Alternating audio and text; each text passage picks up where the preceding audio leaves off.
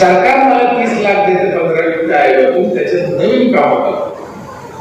आमदार खासदार योजना हे वेगळं. वर्षाचा संसार माझा त्या 30 लाखात भागतो. 30 लाख 14-15 वित्त आयोगातून मिळते आणि निधी देणारे वेगळे तो वेगळा. 4,000 रुपये काही नाही. त्यांचा फायदा किती करतो मी? आरोचं पाणी, गरम पाणी, अर्ध्या पैशात ट्रॅक्टर, अख्ख्या गावाला वायफाय फ्री,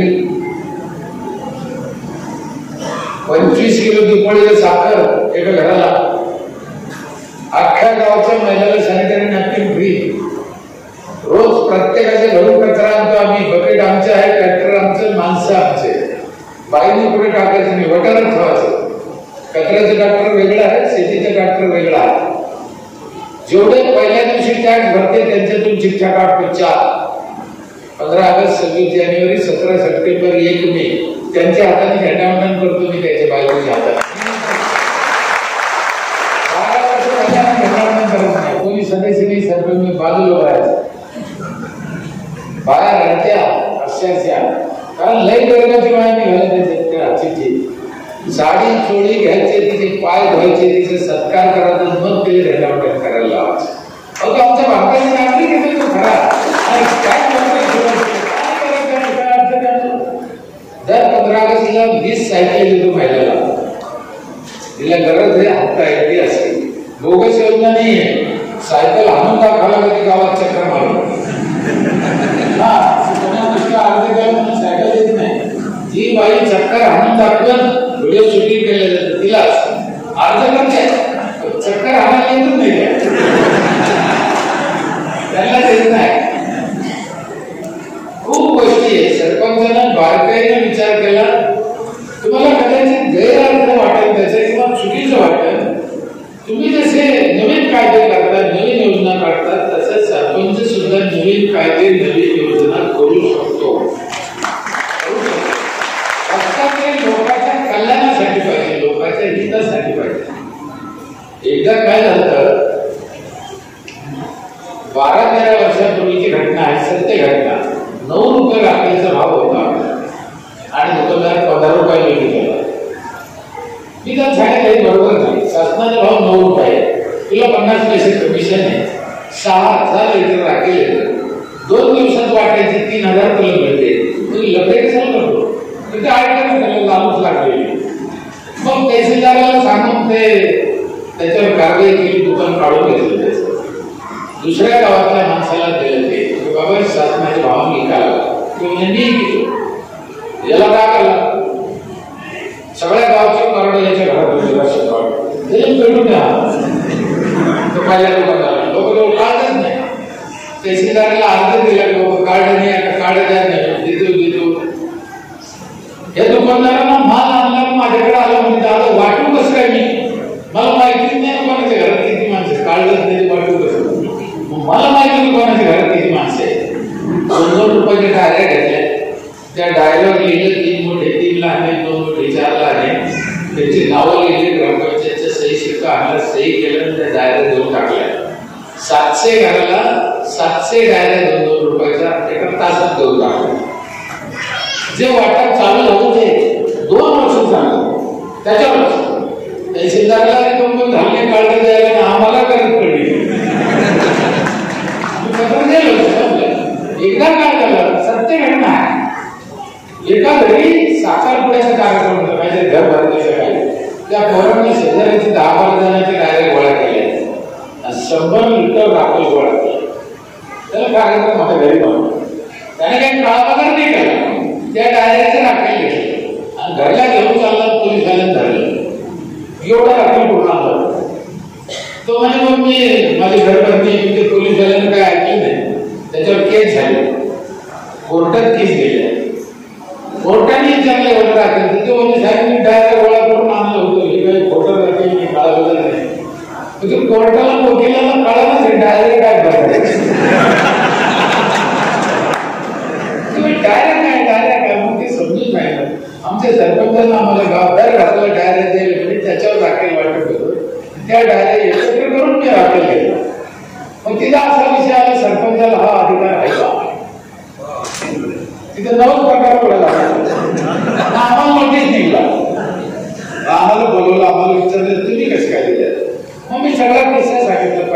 तहसीलदारांना राशन कार्ड जाळून टाकले.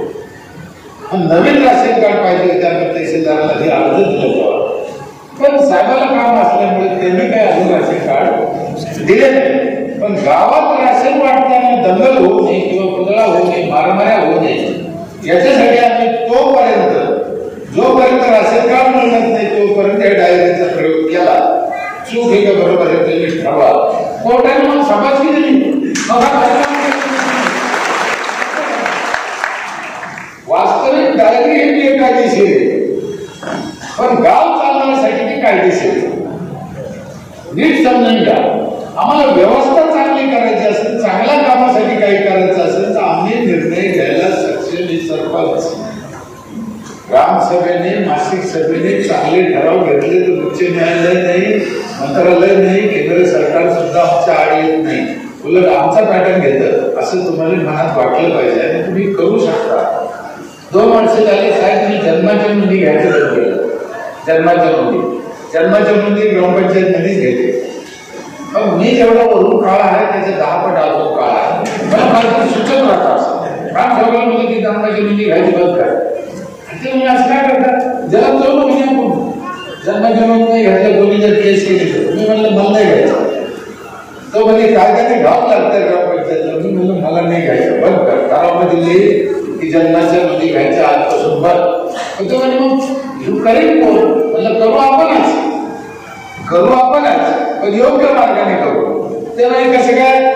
मी म्हणलं ज्या बाईच्या लग्नाची नोंद आहे तिच्याच पोराची नोंद घ्यायची, अनाधिकृत काढते लिहायची नाही. त्याचा परिणाम असा झाला पहिल्या दिवशी नोंद करू हे लोक लग्नाचे पण नाही लागत. पहिल्या दिवशी त्याचा आणखीन एक फायदा असा झाला पहिल्या दिवशी नोंद केल्यामुळं 18 वर्षाच्या आपल्या पूर्वीचं लग्न होत नाही. एक किस्सा आहे आमच्या इथे परदेशी समाज. एक दिवस कमी होता. एक दिवस आम्ही नोंद नाही घेतली. त्याने लग्न आदल्या दिवशी लावलं पण नोंद दुसऱ्या दिवशी केली. काहीतरी करा म्हणजे 1 दिवसासाठी काय म्हणजे 18व्या वर्षी लग्न होऊ राहिले. बरं तुम्ही मला सांगा ज्या बाईच्या लग्नाची नोंद नाही बरोबर लिहितं कसं काय. उद्या ती म्हणून लिहा मानावरचं नाव मुलीचा कसं काय लिहायचं. काही कागदपत्राच नाही कसं लिहायचं. कोणाचं नाव घेईन ना. म्हणून कायदेशीर आम्हाला हक्क येतो. मला वाटतं तुमच्या जिल्ह्यात का सोलापूर जिल्ह्यात आता एका सरपंचावर केस झाले त्याने वारसाचं प्रमाणपत्र दिलं. मी त्याला सांगितलेलं आहे तुला काय होणार नाही काळजी करू. वारसाचं प्रमाणपत्र सरपंचाशिवाय दुसरं कोणी देऊ शकत नाही. माहिती कोणाला माहिती वारस. हा त्याने खोटं केलं असेल तर गुन्हेगार आहे. 3 वारस लपवले असेल तर गुन्हेगार आहे. खरं वारस प्रमाणपत्र द्यायचा अधिकार सरपंचालाच आहे कारण त्यालाच गावातलं माहिती आहे, गावातली नक्कीच माहिती आहे. मी एका भाषणात म्हणलं होतो गावातली बाई जर गरोदर राहिली तर सगळ्यात आधी सरपंचाला माहित होतं. आशाताई अंगणवाडी करून मग घरच्याला माहित होतं. हा सरपंच साधं पद नाही साहेब. तुम्ही जर वापरलं तर काही पण होऊ शकतं, काही पण होऊ शकतं. म्हणून माझी तुम्हाला विनंती आहे टॅक्स तुम्ही लोकांकडून घेतलाच पाहिजे. टॅक्स वाढवला पाहिजे. आता जो तुम्ही टॅक्स लावता हा 1960चे रेट आहे. 1960चे कसं काय म्हणजे खर्च कसं चाललं. आम्हाला साफसफाई आरोग्याचा खर्च 25 रुपये आहे त्यावेळेचा. 60 ला 25 आता किती पाहिजे. माझ्याकडे 500 रुपये टॅक्स आहे साफसफाईचा. मला असं वाटतं 100 रुपये कोणत्या ज्वारीवर असून 60 ला म्हणजे 25 किलो धान्याचा टॅक्स साफसफाईला होता. आज 25 किलो धान्य केवढ्यात 500 रुपये. टॅक्स वाढा अर्थात त्या लोकांना त्या सुविधा तुम्हाला द्यावं लागतात. रात्रंदिवस त्यांच्यासाठी तुम्हाला काळजी घ्यावं लागतं. पिठाची गिरणी आमची वर्षभर जाऊन फुगड ती 4000 भरलं. आम्ही एक सुविधा मसाले करणं, डाळी करणं, बटाटा चिप्स करणं, शेवया पापड करणं एवढं त्या हवामानाचं कॉम्प्रेसर सुद्धा ग्रामपंचायतने घेतली. ग्रामपंचायत पुढे गेली. कोणाची हवा कमी झाली पंक्चर झालं हवा भरत तेवढ्या पुढची गाडी चालू होऊ शकते. 30,000 रुपयाचं नसेल. अख्ख्या गावचा जन्मतारखा आमच्याकडे आहे. रोज जेवढ्या लोकांचा वाढदिवस मोठे इलेक्ट्रॉनिक बोर्ड यायचा, त्याच्यावर नाव फोटो त्याचं, आज तुम्हाला ग्रामपंचायत कडून शुभेच्छा. आनंद होतो त्यांना. काय लागतं कधी कधी बोर्डावर आलं त्याच्या आईला नाही भेटून परत आज वाढदिवस. ग्रामपंचायत एवढी चालती होऊ शकते, काहीच अडचण नाही. आधी तुम्हाला मी 35 लोकांना आम्ही सांभाळून राहिली ग्रामपंचायत, ज्याला कोणी नाही त्याला निराधार. आपल्याकडे शासनाची निराधार योजना आहे का? काय देते ते माहिती? 600 रुपये महिना. 600 रुपये महिना घेऊन त्या माणसाने करायचं का? त्याला तर चालताच येत नाही, उठताच येत नाही, करायला कोण नाही. 600 रुपयाने काय करायचं? आणि 600 रुपये महिन्यामुळे काय झालं? खोटे लाभार्थी बसले. आम्ही कशी योजना केली? ज्याला कोण नाही त्याला ग्रामपंचायतने येऊन राहायचं. खाना-पिना, डॉक्टर, कपडे, लत्ते, चपला, बूट, बांगड्या, स्वेटर, शाल सगळे ग्रामपंचायत घेणार. तिथं बोगस माणूस येऊ शकत नाही. म्हणजे योजना करताना अशी केली पाहिजे की ती बोगस नाही झाली पाहिजे. माझं तर उलट म्हणणं आहे, जे आमचे शिवशाहीचे भोजन आहे 10 रुपयात, ते गावातल्या ज्याला कोण नाही करत लोकांना त्याला जोडलं पाहिजे. कारण आता शिवशाहीचे भोजन कोण खातं बोलत नाही. कोण तुम्ही खाता? तुम्ही खाता ना, कोण खाता माहिती नाही. पण डायरेक्ट त्याला कोणी नाही गावातल्या. प्रत्येक गावात 10, 5, 15 लोक आहे, जास्त नाही. तुम्ही कोणाच्या गावात जा साहित्य 5, 10, 15, 20 लोक सापडतील की ज्याला कोणी नाही. कदाचित आयुष्यभर ते माणूस चूक केली असेल का, पण आता त्याला खायला नाही, तर आज त्याला गावात उपाशी झोपून द्यायचं कामा नाही. सरपंचाचं काम आहे ते, ग्रामपंचायतचं काम आहे. जर गावातला माणूस उपाशी झोपत असेल तर त्याला 24 तास लाईट आहे, सेपरेट सबस्टेशनमध्ये येते, वीज चोरी नाही, वीज बिल थकबाकीत नाही, सगळ्या शेताला शिवरस्ते आहे. 3000 एकर जमीन कोरडो उद्या, 3000 एकर जमीन बागायत आहे.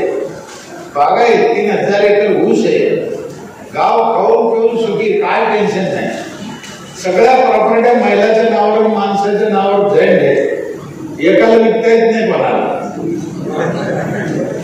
करू शकतो आम्ही. त्याच्यामुळं समन्वय राहतो. 2 केस झाले आमची. त्या माणसाने इशार घेतला, बायकोला नाही विचारलं, पण ते सोडा झाला नाही, अरेस्टी झाले. कारण बायकोला अरेस्टी जावं लागलं. म्हणून या गोष्टी आपण करायच्या नाही, एक गोष्ट करायची. खेड्यात जो त्रास आहे ना, आम्ही कधी तशा पद्धतीने विचार केला नाही, म्हणून आम्हाला त्रास झाला. आम्ही नको त्या गोष्टीत पैसे घातले. आता 15 दिवस झाले केंद्र सरकारच्या सचिवासंग मोठाले सचिव होते, तुम्ही मला शिवाय घालता. त्यांच्या संग चर्चा झाली, मी त्यांना सांगितलं 15-20 तारीख बंद करा, गावावर लवकर विकास होईल. कारण माझी कल्पना, माझं डोकं माझं वेगळं आहे. कुणाला पटव ना पटव, कशाला पाहिजे आम्हाला 15-20 तारीख? कुणी सांगितलं? किती पैसा येतो तो? 82,000 रुपये येते फक्त. किती येते? 82,000. तंबाखूची पुडी केवढा येते? 10 रुपये. महिन्याचे 30 खाल्ले, 300 रुपये. वर्षाचे 3600 रुपये. तंबाखू खाऊन चुकतो आम्ही. 1000 रुपये झाले तर काय व्हायचं? घेऊ नका असं नाही. त्याने काय झालं, लोकांत गैरसमज पसरला. लय 15,000 पैसे तू सरपंच काय करतो? जर लोकांनी लोकांचा पैसा दिला ना गावातल्या गावात, त्याचं महत्व राहायचं. सरकारला पैसा कुठं खर्च करायचा? मोठा रोड करायचा आहे गावात, सरकारने करून द्या. शाळाच्या रूम बांधायचे 10-15 बांधून द्या. दवाखाने टाकून द्यायचे, टाकून द्या. पूल बांधायचे, बांधून द्या. अशा गोष्टीवर सरकारने पैसे खर्च केले तर काही प्रॉब्लेम नाही. शिक्षण फुकट केलं, आरोग्य फुकट केलं. आणि शासनाच्या योजना अशाच पाहिजे की तिथे भ्रष्टाचार होणार नाही. समजा दवाखाना औषध फुकट असलं तर कोणी उगत औषधाची वाटी घेऊन घेणार नाही साहेब. आणि तिथे भ्रष्टाचार होणार नाही. अशा जिथं भ्रष्टाचार होणार नाही तिथे शासनाची योजना पाहिजे. आणि जिथं भ्रष्टाचार होतो ना तिथे ग्रामपंचायतची योजना पाहिजे. आणि यांना सगळं माहिती आहे. शेवटी शासनाचा पैसा काय ना आपला पैसा काय दोन नाही.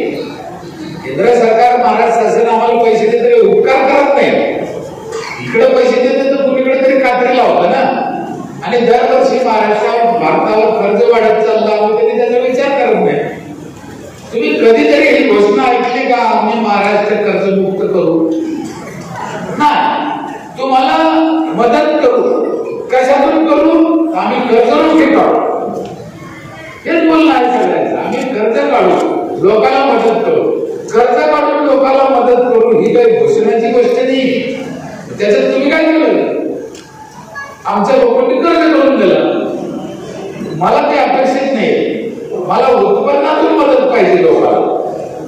सरकारच्या उत्पन्नातून, सरकारच्या नफ्यातून लोकांना मदत करणारं सरकार पाहिजे आम्हाला. कर्ज काढून मदत करायची काय विषय. म्हणून शासनाने शासनाचा आराखडा करावा. ग्रामपंचायतीने ग्रामपंचायतीचं करावं, केंद्राने केंद्राचं करावं. आणि आम्ही घाट्यात जाणार नाही याची काळजी घ्या. 30 लाख रुपये मला टॅक्स जमा होतो. 27 लाख माझा खर्च आहे.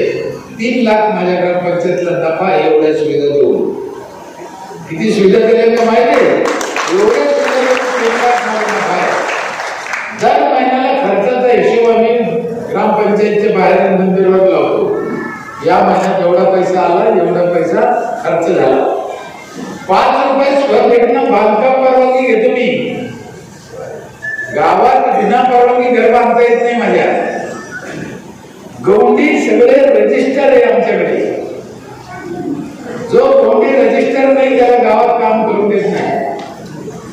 आणि रजिस्टर गौंडी चुकीचं बांधत नाही. मध्ये अतिक्रमण होत.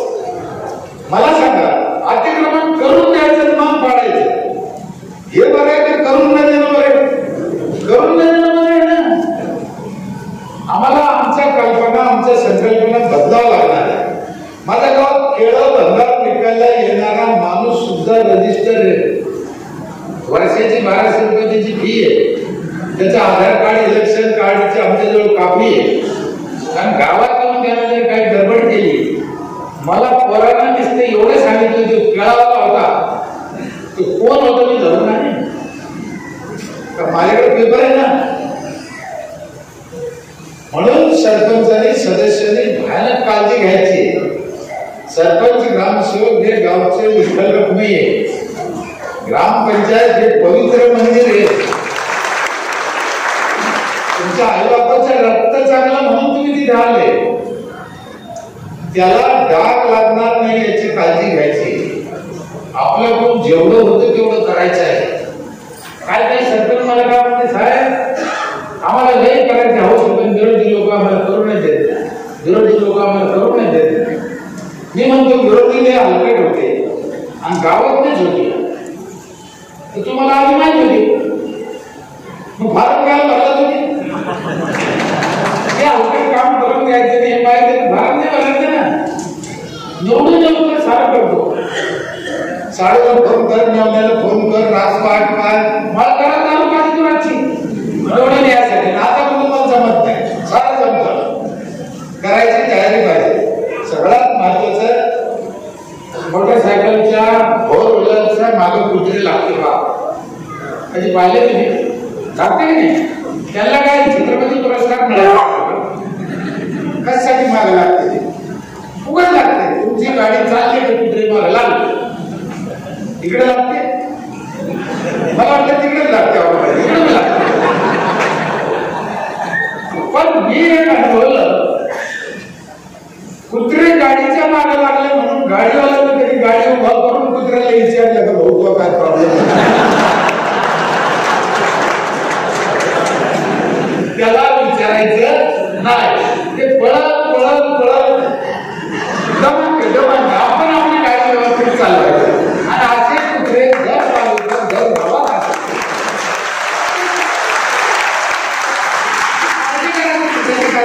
करायचं नाही. आपण लक्ष द्यायचं. चांगल्या माणसानं त्याच्या जिंदगीचा काही वेस्ट करायचा नाही.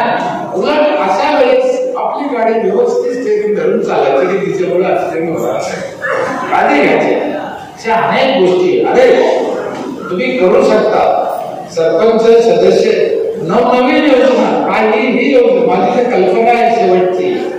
माझं गाव रोज संध्याकाळी एकत्र जेवलं पाहिजे ही माझी शेवटची इच्छा आहे. जेवू शकतो. काही लागत नाही, त्याला काहीच लागत नाही. मी पाहिलं 35 लोक जेव घालवलं, काहीच नाही. नुसते तुम्ही ठरवा होऊ शकतं. मी एक उदाहरण ऐकलं होतं, त्या उदाहरणापासून मला लय ताकद मिळाली. कोणी म्हणत ते उदाहरण अंधश्रद्धेचं आहे, ग्रंथातलं आहे, पण शिकायला काय हरकत आहे आपल्याला. की रामाची बायको होती सीता, वनवासात असताना तिला ते हरिण दिसलं, हरिण आहे का नाही, आणि तिने काय इच्छा व्यक्त केली, चोळी शिवायची त्या हरणाच्या कातड्याची. कारण काय, ते सोन्याचे कातड होतं, बरोबर आहे. सीताने इच्छा केली की मला सोन्याच्या कातड्याची चोळी पाहिजे. देवानं तिची काय इच्छा पूर्ण केली माहिती, तिला सोन्याच्या लंकात नेऊन टाकलं. सुख झालं दुःख झालं मला माहिती नाही, पण इच्छा जो कोणी करतो, तुम्ही इच्छा तर करा ना. तुम्ही इच्छा नाही मागणे जमत, मी नाही करत म्हणला नाही जायचं. मला तुम्ही लंबी नजर पाहा, मला गावासाठी असं करायचं, मला गावासाठी तसं करायचं. गंगापूरचं उदाहरण आहे ना, तुमच्या जवळ गाव आहे ना, रोज ते बघा. मी ट्रॅक्टरचं सांगितलं, ते म्हणजे महिन्यात ट्रॅक्टर घेतो. मी सांगितलं 5 मीटर बसा, ते मला म्हणजे मोबाईल मीटरवाल्याचा नंबर द्या. म्हणजे तत्पर आहे, होऊ शकतो, काही अडचण नाही. लय पैसा आहे गावात, काढता आला पाहिजे. ते सातवाला जो असतो ना, टुंगी वाजवतो, गुंड वाजवतो, पाहिला तुम्ही, तो आजच्या दिवशी बॅनर असतो त्याचं नाही, पेपरला जाहिरात पुढे काय जाऊन दे, काय नाही, सकाळी येतो 8 वाजता, गुडगुड वाजवतो, 200-300 लोक जमा करतो नाही, करतो. 400-500 रुपये घेऊन जातो. देऊन काय जातो, काय देऊन दिलं नाही, गुडगुड वाजवले होते आपल्याला. सरकारने काय झोपलं काय,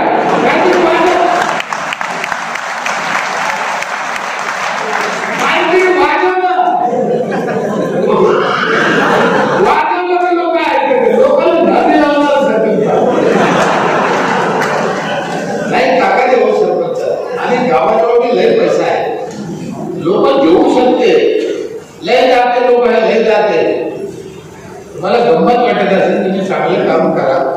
हे वारकऱ्याची अवलाद आहे, शब्द कुठे बोलायचे नाही. सांगोला जिल्ह्यात मला माहित नाही, मी माणूस पाहायला नाही आलो. सांगोला सोलापूर जिल्ह्यात सांगोला तालुका आहे. ते माणूस मला तुला जमीन नाही, मला माहित झालं. म्हणलं हा 2 एकर जमीन देतो, मी कधी येणार रस्ते करायचं काय, मला डोळे बघा. मी माणूस पाहायला ते ओळखते का, ते म्हणजे आम्ही दोघं माणूस तुम्ही विचार केला त्या माणसाला 2 एकर भाव देऊन टाकू. मला काय करायचं, मला 5 एकर होतं. 5 पंचवार्षिक निवडणुकीत मी 5 एकर घातलं.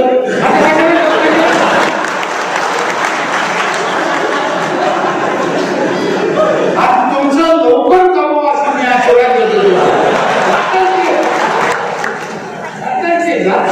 कमवायची जागा नाही, लक्षात ठेवा. कोण्याही सरपंचाने कमवलं नाही, बाप दादाची इस्टेट गमावली, हे सत्य आहे. फुले साहेबांनी आमचं नाव बदनाम केलं, आम्हाला धुवायचं धुवून काढायचं. सरपंच बदनाम झाला, बदनाम लय बदनाम झाला. पहिले सरपंच जर दिसला ना असं येताना, तर बाई बाजूला होत होती, चपला काढून जात होती. खरे हे बघ म्हणून काढते बाहेर. आता मी सरपंच जर दिसला तर बाहेर चपला काढी द्या.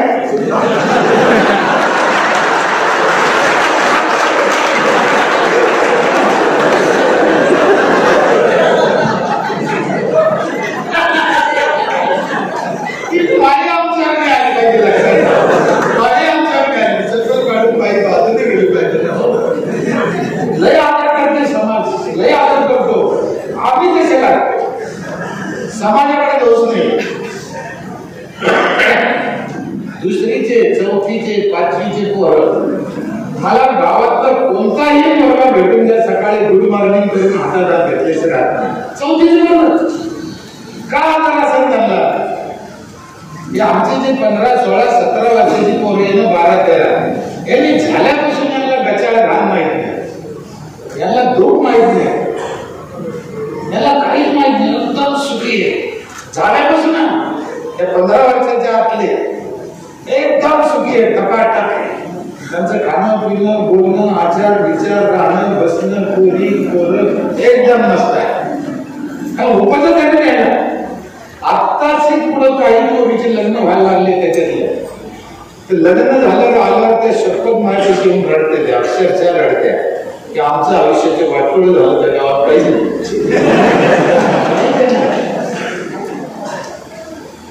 मग आम्ही प्रत्येक गाव असं झालं पाहिजे ना. होऊ शकतं ना, का अडचण आहे? किती पाणी वेस्टेज जातं माहिती आहे? 90% पाणी आम्ही वेस्टेज घालतो दर गाव.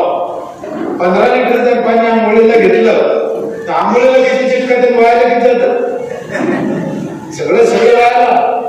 भांडे झालं 15 लिटर घेतलं, भांड्याला किती चिटकलं? कपडे झालं 15 लिटर घेतलं, कपड्याला किती चिटकलं? 4000 लोकसंख्येचं जर गाव असेल 4 लाख लिटर पाणी रोज व्हायला जाते. 4 लाख लिटर म्हणजे किती? 800 टँकर 5000चे. आम्ही किती हे पाणी जातं कुठे होतं? ते रोडावर पडतं, मच्छर होते, डास होते, उन्हानं पाणी तापतं, काही वर जातं, बाष्पीभवन होतं, पाऊस तयार होतो. पण लातूर मधून गेलेलं पाणी लातूर मध्ये पडण्याची गॅरंटी ते केरळला जाऊन पडलं, ते कोल्हापूरला जाऊन पडलं, तिकडे जाऊन पडलं, तिकडे झाडे म्हणून पडलं. झाडे पावसाची येतील नाही म्हणून झाडं लावली पाहिजे. तुम्ही संकल्पना मांडली रस्त्याच्या दोन्ही बाजूने झाडं लावू नाही मनापासून नाही काम केलं पाहिजे.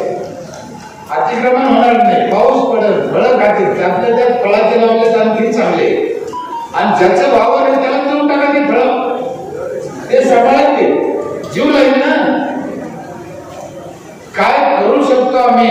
आता मी तर 7वी शिकलेला आहे, माझा काही अभ्यास नाही, मी काही डिग्री नाही, मी काही राजघराण्यात जन्माला आलो नाही, मी काही करोडपतीचे पोरग नाही. 20 देशात जाऊन आलो, 20 देशाचा अभ्यास केला मी. करू शकतो. माझी विनंती आमदार साहेबाला, साहेब मी लय वेळेस म्हणलो दरवर्षी 10-20 सरपंच ग्रामसेवक परदेशात पाठवले पाहिजे शासनाने. तुम्ही काकांना पाहू द्या, जग काय पाहू द्या ना. मला त्या कल्पना सुचल्या, मी जगात फिरलो 20 देशात. पैसा कोणी भरायचा हे महत्वाचं नाहीये, पण यांना पाठवा, यांना पाहून द्या डोळ्याने, त्यांच्याशिवाय आणि बाहेर गेल्याशिवाय जग दिसत नाही. तेवढ्याच जागा वेगळे करतात आणि मग तिथे जे लागायचं ते वडाकाडी करते. यांना जग पाहू द्या, जग काय चाललंय. मी 9 दिवस एका देशात राहिलो साहेब, कोणत्याही देशात हॉर्न वाजत नाही, हॉर्न गाडीची हॉर्न. माझा अंदाज आहे साहेब, ज्या दिवशी भारताच्या वाहनाची हॉर्न काढून टाकले जाईल त्या दिवसापासून भारतात एक बी ऍक्सिडेंट होणार नाही, एक बी म्हणजे याच्या डोक्यात फिट बसलं. मी हॉर्न लागली, आम्हाला शिस्त लागेल ना, स्वतःला शिस्त लागेल ना. म्हणून आपल्याकडे काय झालं, आधार म्हशीला इंजेक्शन पकडलेलं ते आपल्याला बंद झालं पाहिजे. अनेक गोष्टी अनेक आता आपल्याला नवीन कल्पना मांडायचे, विचार करायची वेळ आली. हे ग्रामसेवकाचे काम असेल, सरपंचाचे काम असेल, सोसायटीचे काम असेल, एसटी महामंडळाचे काम असेल, वीज मंडळ, त्या लोकांचं तज्ञ मंडळ घेऊन त्या क्षेत्राचे काय सुधारणा केल्या पाहिजे. बाबा ठीक आहे, तुम्ही आमदार आहे, तुम्ही मंत्री आहे, निर्णय तुम्ही घ्या, आमचं त्याच्यात काय डोकं नाही लावायचं. पण मत आमचे म्हणजे आमच्यामध्ये ज्या त्या क्षेत्राचे जे लोक असतील त्यांचे. दरवर्षी आमचे एसटी महामंडळ घाटे, दरवर्षी वीज महामंडळ आमचं घाटे. आमच्या शेजारी जर कोणी विजेचा आकडा टाकीत असेल तर आम्ही त्याला बोलत नाही, पण त्याने वीज चोरी केली म्हणून महामंडळ जर बिल वाढवून येत असेल तर ते कोण जात असेल, ज्याने आकडा टाकला नाही त्याच्यावर. शेवटी आम्हाला बोलावं लागणार आहे, आकडा टाकू, आमच्यावर बिल वाढत. आम्ही बोलत नाही, कोणी बोलत नाही, पण सरपंचाने बोललं पाहिजे ना. कोणी बोलत नाही पण सरपंचाला बोलायचा तो अधिकार आहे का. माझ्या गावात एक आकडा दाखवा साहेब, एक वीज बिल थंबाखी दाखवा, एक घंटेच्या थंबाखी द्यायला लागा. लोकांना ओळख लावलं, शिस्त लावलं. अर्थात शिस्त कडक लावायची म्हणलं लोक नाराज होते. काही चांगले असते, काही वाईट असते, पण त्यांचं हित होतं, त्यांचे संसार चांगले होते, त्यांचं कामाचं नियोजन लागतं. म्हणून आपल्या गावामध्ये माझ्याकडे दर 1 तारखेला गावातलं एक मंडळ आहे, जे सदस्य नाही कशाचे ते कधी निवडणुकीत उभं राहत नाही, ते दर 1 तारखेला गावात राऊंड मारते. प्रत्येक 1 तारखेला 8 ते 11 सकाळी राऊंड मारते. 11 वाजता ग्रामपंचायत मध्ये येऊन बसते, चहा पिते आणि गावात काय उणीव आहे किंवा कशाची गरज आहे किंवा काय चुकू राहिला आम्हाला रिपोर्ट करते. जे कोणी नाही सदस्य नाही, कोणी नाही आता पाहिजे गावातल्या काही माणसांनी सूचना केल्या तर सरपंचांना आनंदाने स्वीकारल्या पाहिजे. आम्ही त्याला बोलायचं झालं का मला शिकवतो असं नाही, आम्ही ते स्वीकारलं पाहिजे ना. अशा खूप गोष्टी आहे, कितीतरी गोष्टी आहे. माणूस जन्माला आल्यापासून तर त्याचं 10वं वर्ष श्राद्ध करोपर्यंत सरपंचाची जिम्मेदारी आहे. मी माझ्या गावातली राख माणूस मेल्यावर गंगेला न्यायची बंद करू राहिलो. खूप लोकांनी गावात माझ्या आईपासून सुरुवात केली. 2 वर्ष झाले 26 जुलैला माझी आई वारली. मी 5 खाटे केले. 3ऱ्या दिवशी सगळी राख त्या 5 खाट्यात टाकली स्मशानभूमीच्या जवळ. 5 झाड लावून टाकले. आईचं दर्शन घेतलं. 5 झाडं शिजवली. आईची आठवण राहिली. पाणी खराब व्हायचं वाचलं.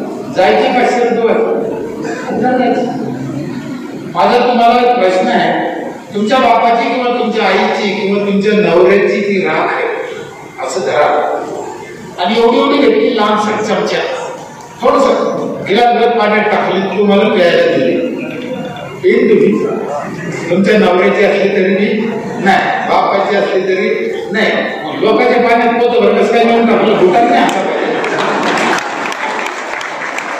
तुम्हाला एवढी चालत नाही का. मग कोण करायची सुरुवात? सरपंच झाले. सरपंच झाले. आमच्याकडे एक पद्धत आहे, मोठा माणूस जे करतो लहान माणूस त्याचं अनुकरण करतो. म्हणून सरपंचावर जिम्मेदारी आहे.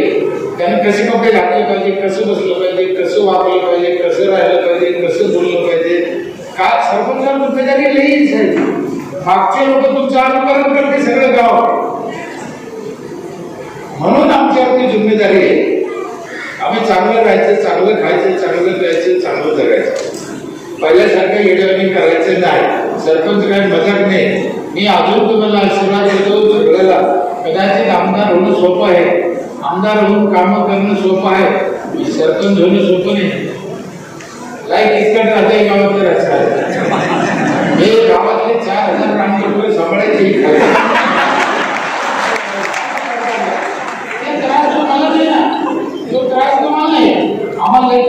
आमच्या बातम्या बघण्यासाठी महाराष्ट्र आपला न्यूजला लाईक करा, सबस्क्राईब करा, शेअर करा, बेल आयकॉनवर क्लिक करा. धन्यवाद.